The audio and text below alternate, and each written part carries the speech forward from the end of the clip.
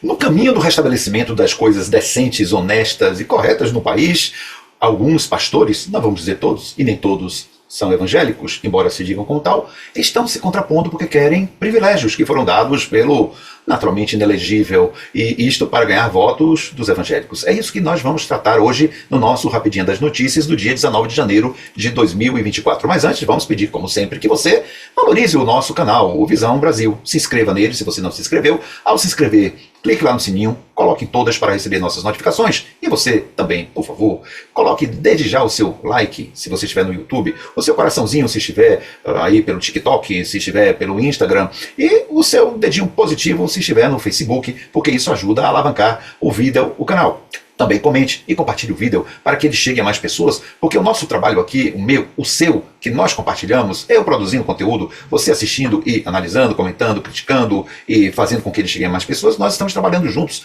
para esclarecer as pessoas, porque elas precisam ser esclarecidas depois desses 4 anos de obscuridade intelectual, moral que viveu o Brasil. Então estamos tentando resgatar isso com o ressurgimento de um país que caminha para a civilidade, mas que está enfrentando obstáculos, principalmente dos ditos pastores evangélicos. Será que são tão evangélicos assim? Será que eles sabem que se deve dar a César o que é de César, como Jesus Cristo ensinou? Parece que não. Eles se acham privilegiados, provavelmente eles estão aí achando que realmente são representantes divinos e que estão acima do bem e do mal, explorando pessoas incautas. Vamos ver 2 notícias acerca deste tema agorinha, já já. Preste atenção. A primeira grande notícia: excelente, Receita suspende isenção fiscal a pastores dada por Bolsonaro. Em agosto de 22, a Receita garantiu, a pedido de Bolsonaro, isenção sobre salários de ministros de confissão religiosa como pastores. Foi a reportagem de Flávia Said, no dia 17 de janeiro de 2024, às 12h50. Foi uma grande, excelente notícia para restabelecer as coisas no seu devido lugar. E aí, temos a Receita Federal suspendeu a partir desta quarta-feira, 17 de janeiro, a isenção de impostos para a remuneração recebida por ministros de confissão religiosa como pastores, dada pelo então presidente Jair Bolsonaro em agosto de 2022. A isenção concedida por Bolsonaro foi assinada pelo então secretário especial da Receita, Júlio César Vieira Gomes, ligado ao senador Flávio Bolsonaro. Olha, Vieira Gomes teria pressionado auditores fiscais a liberarem as joias sauditas apreendidas no aeroporto de Guarulhos, em São Paulo, em 2021. Lotado na Superintendência Regional da Receita Federal no Rio de Janeiro, desde o início do governo Lula, ele pediu a exoneração do cargo em abril do ano passado, pouco depois que o caso foi revelado. Está claro para você qual foi a intenção de Bolsonaro ao promover esta isenção para os pastores e para os ministros de confissão religiosa? Não sabemos se atingiu, por exemplo, padres, se atingiu ialorixás, babalorixás, não fica claro.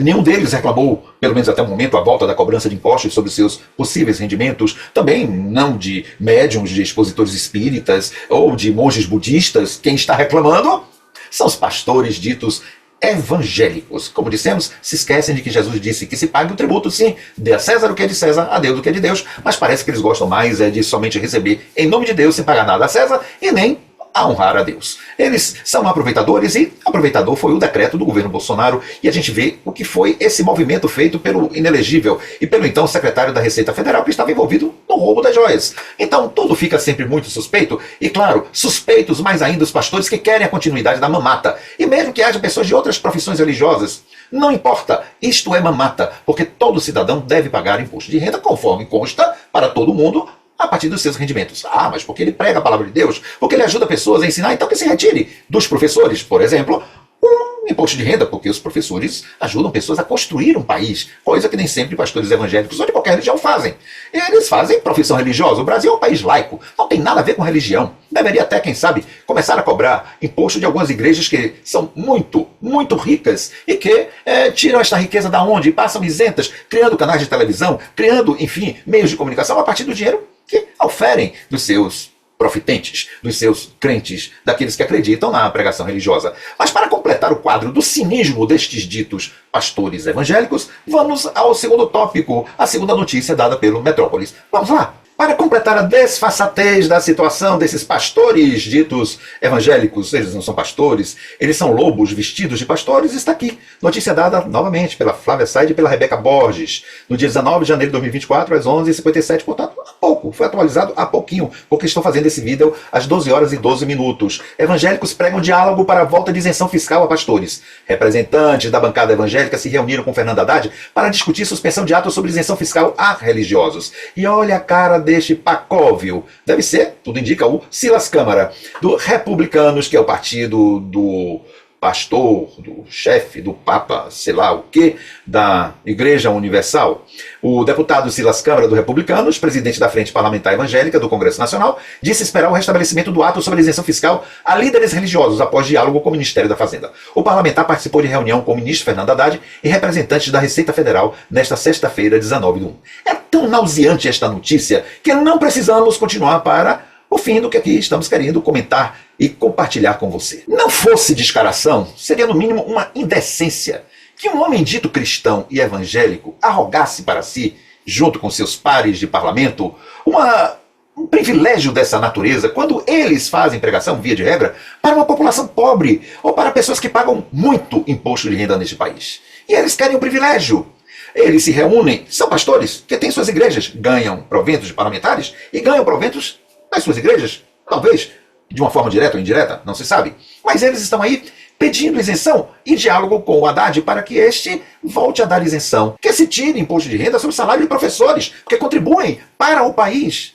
Que se tire imposto de renda para quem ganha menos de 3 salários mínimos, mas para esta gente que compra Pajeros, Hilux, carros caríssimos, que exibem seus relógios de marca caríssimos, que tem casas luxuosíssimas, pregando para a gente pobre que vai para a igreja em busca de milagres, de redenção.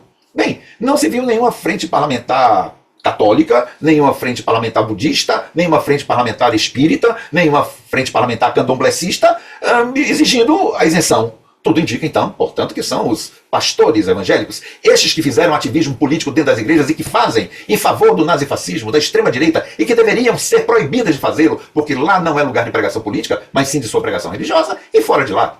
Que os seus pastores, que os seus profitentes façam política, se inscrevam em partido, atuem como queiram, mas dentro das igrejas não, porque ali não é lugar de fazer convencimento religioso, convencimento político, proselitismo político, e fizeram durante a campanha de 2022 de forma vergonhosa, de forma triste, lamentável, a ponto de gente de valor, como o pastor Henrique Vieira, deputado pelo PSOL, como o pastor Caio, que é um homem de grande valor, fazer a condenação, dentre outros, que são conscientes e verdadeiros cristãos, de fazerem uma pregação contrária a esse tipo de atuação dos ditos pastores evangélicos, que são lobos vestidos em pele de ovelha e que querem conduzir outras ovelhas, muitas delas também são lobos, mas outras são ovelhas no sentido que são ingênuas, que não têm capacidade crítica para entendimento da sua religião, porque são conduzidas pelo fanatismo religioso. E isso faz com que o Brasil perigosamente fique na mão dessa gente, cada vez mais crescente em termos de números, porque prometem riquezas, prometem redenção, prometem curas, a maior parte das vezes absolutamente mentirosas e falsas essas promessas, mas é o que pessoas desesperadas querem.